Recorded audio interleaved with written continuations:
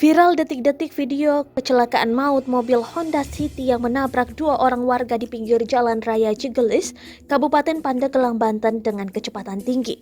Dilansir dari Tribun Medan, video yang dibagikan akun Instagram @info.banten terlihat awalnya dua orang pria sedang berdiri di pinggir jalan, di mana salah satunya sedang mendorong motor, sementara lagi seorang lagi sedang berdiri di belakangnya.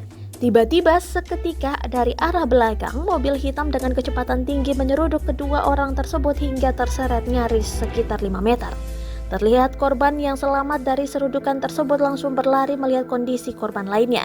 Informasi yang dihimpun dikabarkan satu orang yang diseruduk meninggal di tempat kejadian, sedangkan seorang lagi selamat dengan luka-luka. Korban tewas ini bekerja sebagai seorang nelayan yang baru pulang melaut, dan keduanya hendak membeli bensin dan pulsa di Raya Cigelis.